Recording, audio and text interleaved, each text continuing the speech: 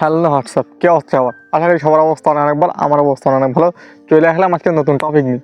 আর direct টপিকটা দেখো, এই হচ্ছে টপিক। আমি কি বলবো, বাঙালির দ্বারাই সব সম্ভব। চুরি, শেষামে, বাটপারি, মাছ ধোট, মনে করো কাটা ছেঁড়া করতি, এই বাঙালি মনে করো যে সব দিকতে পারদর্শী, ইমোশনাল দিকতেও। এখন দেখো, বাঙালির দ্বারা এমন কোনো জিনিস নেই যে সম্ভব না। বাটপারের দিকতেও ফার্স্ট হয় বাঙালি। আমি একটা জিনিস বুঝিনি, এই বিদেশের মাঠেও কিন্তু একই অবস্থা।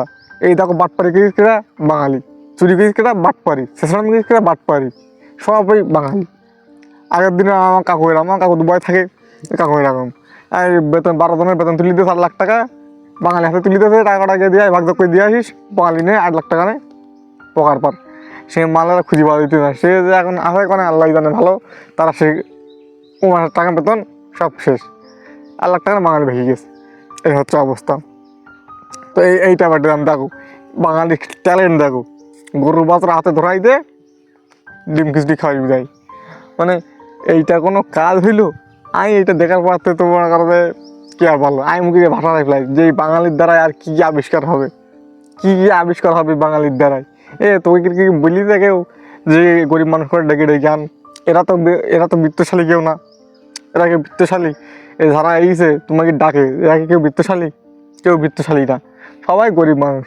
এই যে হয়তো মনে করি যে এই সাহায্য টাহায্য দেবে, মনে হয় একটা গরু বছরটা দিতে পারে, সাহায্য হয়তো দেবে, যাই ঢুকিতে যদি দেয় বলা জানো, পড়ালেখা আছে কোথায় গিয়ে দেখি বলার কাজ জানি, যাই গিয়ে দেখি গরু বাছরটা যদি যাই, খাওয়াই দেওয়া বড় টড়ো করে বাছর টছর হলে দুধ বিক্রি করে একটু চলতে পারবে না, খাইতে পারবে না, নিজেও খাবা না, লোকের বিক্রি করতে পারবে না। একটা বাছর টছর যদি হয় তাতে কিছু টাকা পয়সা যদি বেশিটা যায় হয়, সেই আশায় গেছে।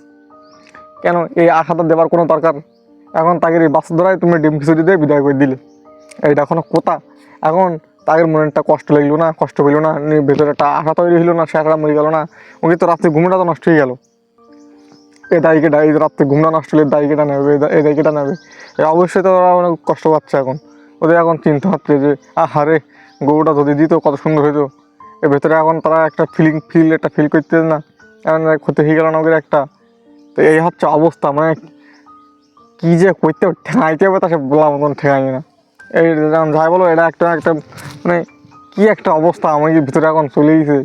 কী আর কব, মানে ফটোশ্যুট নিয়ে এখন ব্যস্ত। হ্যাঁ, ফটোশ্যুট করি বিদায়, গরু বাচ্চার হাতে ধরাই দিয়ে খিচড়ি বিদায়। কী আর কব, এই বাঙালি এরা কবে ভালো হবে আমি বুঝলাম না। তো এই হচ্ছে অবস্থা, এটা খুব একটা নিন্দনীয় একটা কাজ। অবশ্যই প্রতিবাদ করার দরকার এই বিষয়টার জন্য, যে কি কেন এরকম করলো। এত একটা অবস্থা বুঝলি তো, মানে দেখি আমার খুব খারাপ লাগলো বিষয়টা, তাই ভাই ভিডিও বানালাম যে একটু এগিয়ে বলার দরকার যে কী ধরনের এটা মানে ব্যবহার আর কি, আমি বুঝলাম না। হ্যাঁ, ভালো থাকো, টাটা।